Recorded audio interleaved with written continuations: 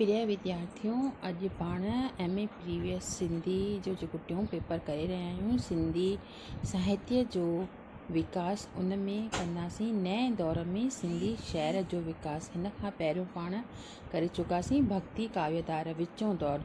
त नए दौर में सिंधी शहर जो विकास कीअं थियो, इन जे बारे में इहो तव्हांजो सिलेबस में बि अथव। त इहो जेको आहे 3 पार्ट्स में असां हिनखे कंदासीं। हिकु आहे 1853 खां 1914 जो दौरु, पोइ आहे 1914 खां 1947 ऐं टियों जेको दौरु थींदो उन में 1947 खां पोइ अॼु ताईं। त अॼु पाण कंदासीं स्टार्टिंग हिन जी 1853 खां 1914 ताईं। नए दौर में सिंधी शहर जो विकास कहिड़े नमूने थियो, इन में कहिड़ा कहिड़ा कवि जेके आहिनि उन्हनि पंहिंजूं रचनाऊं लिखियूं, उन्हनि पंहिंजो पाण मोकियो।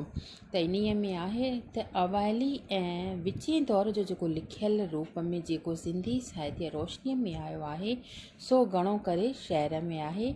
अवाइली दौर में जिन इश्क ऐं सूर्य जे किसनि जो बुनियादु पियो ऐं विचें दौर में ॿाहिरिनि मुल्कनि जा जेके किसा सिंधी शहर में आंदा विया, उन्हनि मिड़नि किसनि खे हिन नए दौर में सुघड़नि चारणनि ऐं शाइरनि पंहिंजे कल्पना जे रंग सां सजाए सींगारे नए ढंग सां शहर में दोहिरायो आहे।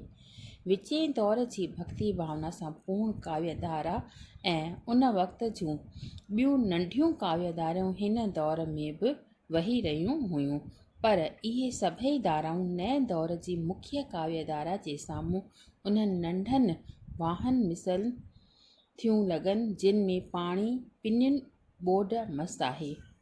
माना इन जो इहो आहे त मतिलबु तमामु घटि आहिनि। हिन दौर जी काव्य सीरता जुदा जुदा वक़्तनि ते जेके मुख्य काव्यधाराऊं नज़र अचनि थियूं, तिन जी पहिरीं ज़िक्र, पोइ उन्हनि सां गॾु साॻे वक़्त में वहंदड़ नंढियुनि काव्यधारनि जो बि बयानु हिन जेको शहर जे विकास में ॾिनल आहे। त हाणे पाण कयूं था 1853 खां 1914 ताईं जेके शाइर थिया उन्हनि जे बारे में थोरो थोरो मां तव्हांखे ॿुधाईंदी वेंदसि। डिटेल में तव्हां वटि किताबु आहे, उन मां तव्हां चङी तरह सां ॾिसी सघो था त हिन मां छा छा पाण खे यादि करिणो आहे। कल्होड़नि ऐं मीरनि जे ज़माने में सिंध में पारसी ॿोलीअ जो बोलबाला हो। पारसी राज कारोबार जी भाषा हुई, इन्हीअ करे घणा सिंधी इन्हीअ ॿोलीअ जो अभ्यास कंदा हुआ। मुसलमान लाज़मी तौरु पारसीअ जो अभ्यास कंदा हुआ कि हिंदू कामोरा बि पंहिंजनि ॿारनि खे मक्तबनि माना स्कूलनि में पारसीअ जी तालीम माना सिख्या हासिल करण लाइ मोकिलींदा हुआ, छाकाणि जो इन्हीअ इल्म जे करे वॾे हूंदे खेनि सरकारी नौकरी मिली सघण जी उमेदु हुई। इन्हीअ ते चवणी मशहूरु थी आहे त पारसी घोड़े चढ़ासी, माना जेको पारसी ॼाणंदो उनखे घोड़े ते सवारी करण जो जेको आहे नसीबु हासिलु थींदो। अंग्रेज़नि जे राज में पहिरियां कुझु साल पारसी ॿोली सरकारी लिख पढ़ लाइ क़ाइमु कई वई। पोइ 1853 में अंग्रेजी सरकार अरबी सिंधी लिपीअ जो सिरिश्तो मुक़ररु करे सिंधीअ खे सरकारी लिख पढ़ लाइ मंज़ूरु कयो। हेठियनि दर्जनि में तालीम सिंधीअ ज़रिए ॾियणु शुरू कई वई ऐं सरकार सिंधी साहित्य जे वाधारे लाइ केतिरा ई उपाउ वरिता। हिन रीति सिंधीअ खे वधंदो ॾिसी ऐं सरकार पारां बि सिंधीअ खे सहारो मिलंदो ॾिसी पारसीदान सिंधी आलिम जेके अॻे घणो करे पारसी शहर में मश्क आज़माईंदा हुआ, माना लिखंदा हुआ, मश्क आज़माइण माना लिखंदा हुआ, से हाणे पंहिंजे मादिरी ज़बान सिंधीअ ॾांहुं ध्यानु ॾियणु लॻा। हुननि पारसीअ जो मोह त छॾियो, पर पारसी उरूस के बंधननि मां पंहिंजा पलव आजा करे न सघिया। न फ़क़ति एतिरो, पर पारसी शहर जे जुदा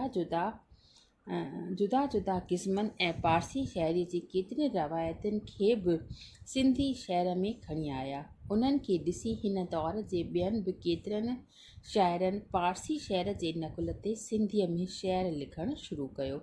सिंधी शाइरी गुल बुलबुल, शमा परवाने, आशिक़ माशूक़, साकी महखानो, इहो इम्पॉर्टेंट अथव या तव्हांखे ख़बर हुअणु खपे त पहिरियों जेको उहो शाइरी कहिड़नि इश्क भरियनि किसनि ते लिखी हूंदी। कहिड़ा आहिनि उहे? गुल बुलबुल, शमा परवानो, आशिक़ माशूक़, साकी महखानो, सरो सनोबर, नरगिस लाला, ख़त ख़ाल, ज़ुल्फ़ संभल जे ज़िक्र में ई उलझी वई। गज़ल, क़सीदा, रुबायूं, मसनवियूं ऐं ॿिया पारसी शाइरीअ जा क़िस्म सिंधी शाइरनि खे वधीक प्यारा लॻा।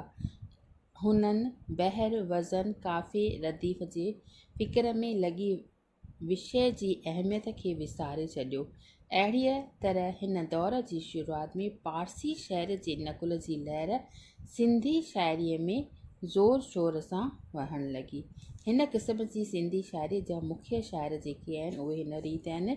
हिननि खे सिर्फ़ु तव्हां थोरो थोरो हिन जे बारे में यादि करे सघो थियूं त ख़लीफ़ो गुल मोहम्मद जेको आहे 1811 ईस्वीअ में हिन जो जेको जनमु थियो ऐं 1858 में वफ़ात कई।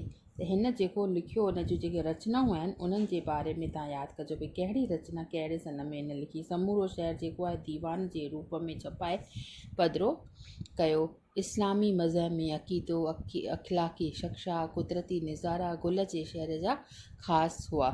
पोइ आखूंद मोहम्मद कासिम इहो थियो 1806 में ऐं 1900 जेको आहे 81 में वफ़ात हासिलु कयईं। पोइ मीर मोहम्मद हसन अली ख़ान हसन 1824 में ऐं 1909 में वफ़ात। मीर अब्दुल हुसैन ख़ान सांगी सिंध जे आख़िरी टारुल हाकुम मीर मोहम्मद नसीर ख़ान जो पोटो ऐं मोहम्मद हसन अली ख़ान जो सॻो भाइटियो हो। हुन जो जनमु कलकत्ते में थियो जॾहिं संदसि पीउ ॿियनि सां गॾु हुते नज़रबंद हो। पोइ हिन जे साम्हूं आहे जेको आहे सांगी जेको आहे हीउ पाण पढ़ी न मीर मोहम्मद हुसैन ख़ान सांगी दीवान सांगी नाले सां बि ॿिनि भाङनि में छपियल आहे। हिन जी जेका रचना आहे उहा आहे दीवान सांगी ॿिनि भाङनि में छपियल आहे। पोइ आहे अॻिते हली करे मिर्ज़ा कलीज बेग आहे जेको इहो हिन दौर जो जेको आहे उहो ख़ासि शाइर हो। ऐं मिर्ज़ा कलीज बेग आहे न सिर्फ़ु शाइरी लिखी आहे पर हिन जा जेके आहिनि नसुर में बि काफ़ी रचनाऊं लिखियल आहिनि। 1853 में जनमु अथसि ऐं 1929 में हिन जो वफ़ात आहे। त मिर्ज़ा कलीज बेग जेको आहे जुदा जुदा ॿोलियुनि जे शाइरनि जा शेर सिंधी नज़्म में तर्जुमो कया आहिनि जेके आहिनि अमुल माणिक चंदनहार ऐं मोतियुनि जी दबली नाले सां संग्रह कयल आहिनि। हुन उमर ख़याम जे रुबाइनि जो बि सिंधी रुबाइनि में तर्जुमो कयो आहे। संदसि असलुफ़ो शेर दीवान कलीज ऐं सौदाई खाम नाले सां छपियल आहे। मिर्ज़ा कलीज बेग जुदा जुदा विषयनि ते शेर लिखिया आहिनि जीअं त तसवुफ़ सूफ़ी मत जेको पाण पढ़ियासीं इश्क हक़ीक़ी इश्क मिज़ाजी अखलाक़ी नसीहत सीरत निगारी कुदरत जा नज़ारा वग़ैरह वग़ैरह जेके आहिनि हिन ते हिन रचनाऊं लिखियूं आहिनि। मिर्ज़ा कलीज बेग खे तव्हां थर्ड पेपर में शॉर्ट नोट में बि पुछियो वेंदो आहे। पोइ आहे हिन जो जेको हिन दौर में जेको शाइर थियो उहो आहे मौलवी अल्लाह बख़्श अबोजो। इनखे जेको आहे पारसीअ जो जेको हुओ उस्ताद हो ऐं हुन उर्दूअ जे मशहूरु शाइर हालीअ जे शाइर मुसदमे हाली सां प्रभावित थी करे सिंधीअ में मुसदम अबोजो लिखियो। इन जी जेका रचनाऊं आहिनि उहे बि हिन जूं इम्पॉर्टेंट आहिनि। ऐं ॿियो आहे मुसदम अबोजो अॼु बि मुस्लमाननि लाइ हिकु क़ीमती नसीहत नामो आहे। उन्हीअ वक़्त जी सिंध जे हालतुनि में रोशनी विझण जे करे तारीख़ी अहमियत पिणु रखे थो इहो जेको हिन जो किताबु हो। पोइ आहे शम्सुद्दीन बुलबुल मेहर 1857 में ऐं 1911 में मेहर जे ज़मींदार हो। पोइ कराचीअ वञी करे कुझु साल रहियो ऐं उते मद्रसे जी हफ़्तेवार अख़बार मुआविन जे संपादक में कमु कयो। थोरो थोरो हिन जो जेको आहे जेको वर्क आहे हिन जो कमु कयल आहे उन जे बारे में तव्हां इन किताब मां थोरो डिटेल में पढ़िजो आहे। हिन खां पोइ आहे इहो वरी इम्पॉर्टेंट अथव कादिर बख़्श बेदल इहो 1914 में ऐं वफ़ात अथसि 1872 में। इन खां पोइ आहे मोहम्मद मुहसिन बेकस इनखे बेदल ऐं बेकस ऐं पोइ जेको आहे उन खां पोइ आहे दीवान बोजराज 1837 ईस्वीअ में 67 ईस्वीअ में ॼाओ ऐं 1920 में वफ़ात कयईं। मोहन फ़क़ीरा उन खां पोइ अचूं था पाण अंग्रेज़ी सरकार पारां 1853 खां वठी जेके दर्सी किताब सिंधीअ में छपियल शुरू थिया उन्हनि जी ॿोली तमामु सवली ऐं असराइती हुई।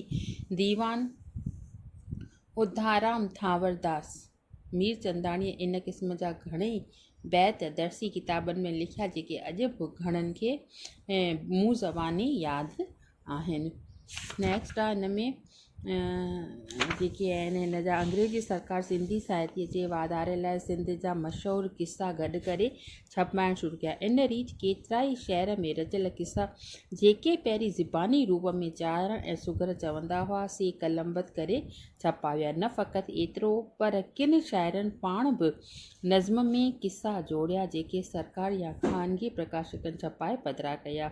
अंग्रेज़नि जे राॼ में 1914 ताईं जेके किस्सा रोशनी में आया तिन खे टिन भाङनि में विराए सघे थो। सेवा सिंध जा किस्सा, सिंध में मुरवस ॿाहिरियां किस्सा, देवन परियुनि ऐं जानवरनि जा ख़्याली किस्सा। सिंध जे किस्सनि ऐं आख़ून मोहम्मद रहीम, विके ॾातार, उमर मारवी ऐं ससुई पुनूअ जा किस्सा हथु करे तालीम खाते खे ॾिना। हिन दौर में इहे किस्सा छपजा।